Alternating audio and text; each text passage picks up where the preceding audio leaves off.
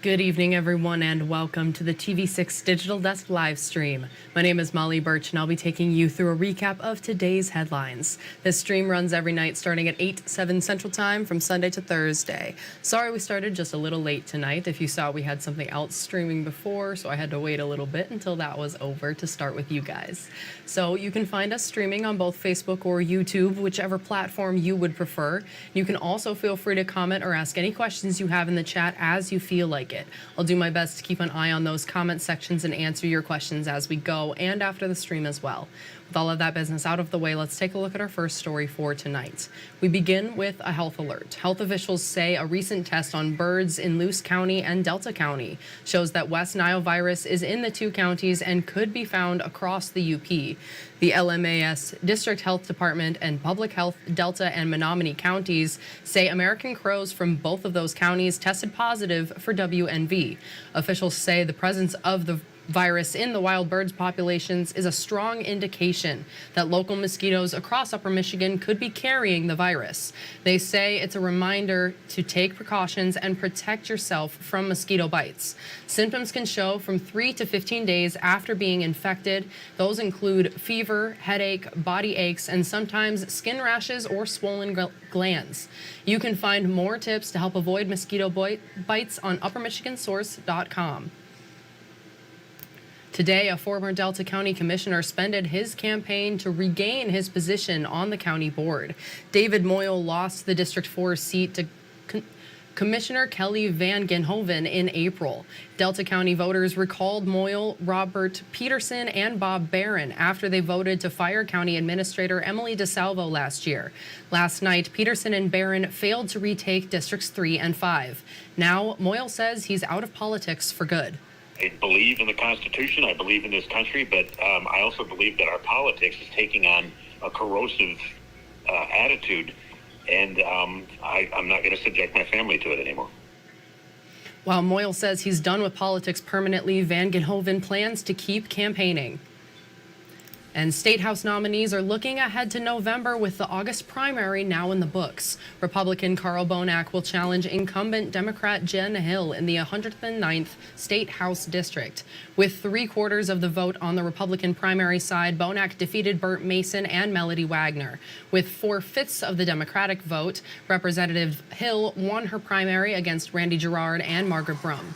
Hill says she wants to continue the work she started, while Bonak says winning the primary is just the first step. Jen was the deciding vote on legislation that mandates that we power our grid with weather-dependent, intermittent wind and solar energy. It's just not viable. I'm really honored that so many people came out to vote for me in the Democratic primary. It was a really resounding affirmation of the work that we've been doing in Lansing for the past year and a half. Control of the State House of Representatives will be at stake in November with all 110 seats up for election. Democrats took control of both chambers and the governor's office for the first time in 4 decades in 2022. They will be trying to defend those majorities. The 109th race is expected to get attention and money from both parties. And you will decide who to send to represent Michigan's first congressional district this November. 8-year incumbent Jack Bergman secured the Republican nomination. Challenger Callie Barr secured the Democratic nomination. Barr says Michiganders in the first congressional district need a representative who is proactive. Bergman says his track record shows constituents support his work. You got to have a representative here who's paying attention and making sure that we're not just reacting to things, that we're preemptive. Losing the hospital in Ontonagon, having that post office threatened, losing 200 jobs in Alpena, that only happens when you have an incumbent who's not paying attention and not showing up. They get what they sent me there for, which is a solid day's work with a good team. And our team doesn't take no for an answer when it comes to dealing with bureaucracies. So my team does constituent service every day, and people appreciate that. Representative Bergman's campaign highlighted his effort to prevent changes to the Kingsford Mail Processing and Distribution Center. He says his office has fought with the United States Postal Service over changes to the center. Barr says maintaining postal access in the district would be a priority for her if elected. And then moving on to Delta County, the next step for Tuesday's primary election is to certify the results. That's done by a 4-member board of canvassers with 2 Democrats and 2 Republicans. In Delta County, the 2 Republican members on the board refused at first to certify April election results. They resigned and were replaced in July. The county clerk says she expects the process to go more smoothly this time. The board will start canvassing the results tomorrow. The canvassers start meeting on Thursday morning at 8:30.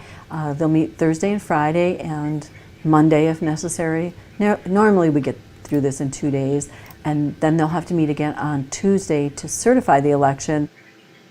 Prizraki says canvassers will verify paperwork is complete and the number of voters match the ballots cast. The meetings will be at the county courthouse on Ludington Street and are open to the public.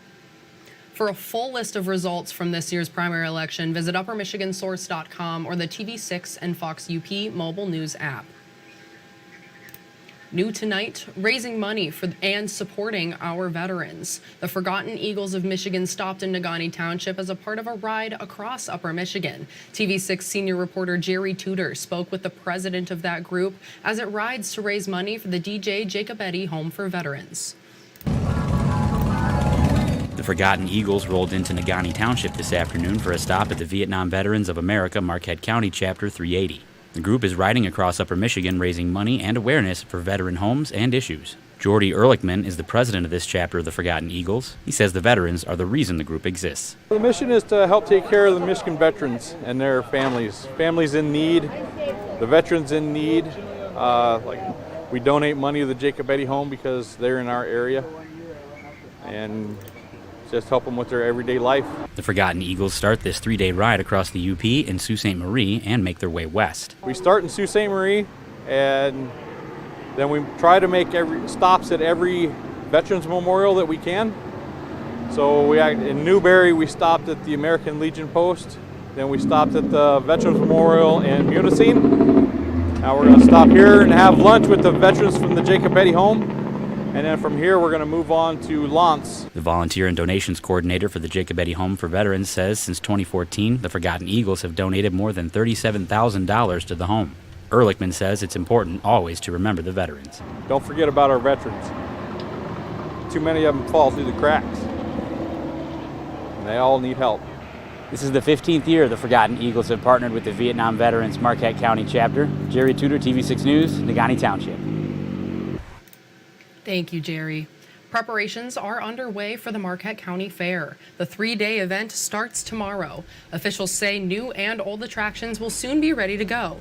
The Culinary Foundation of Marquette will take part in a chopped-style cooking competition.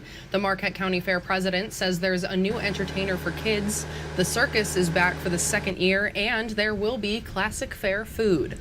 All of your favorites are back. We have elephant ears, we have corn dogs, we have chicken, we have anything you could think of at a county fair we have, and some people say that's the only reason they come to the fair is for the food. So, come early and eat lots. Gates open tomorrow morning at 10. For pricing and a list of events, visit our website, uppermichigansource.com. And finally tonight on the TV6 Digital Desk live stream, today Houghton County Fair staff celebrated the opening of a new exhibit building for the fair in Hancock. The add-on includes handicap-accessible bathrooms and an air-conditioned 3-window ticket booth. Staff say the $239,000 project has been more than a year in the making. Construction began in December and it became operational just yesterday.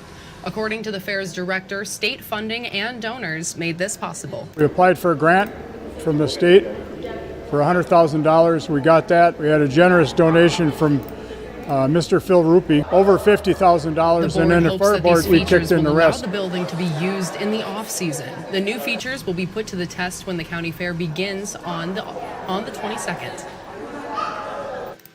And that's all the stories we have for you tonight. Thanks for tuning in a little later than usual tonight.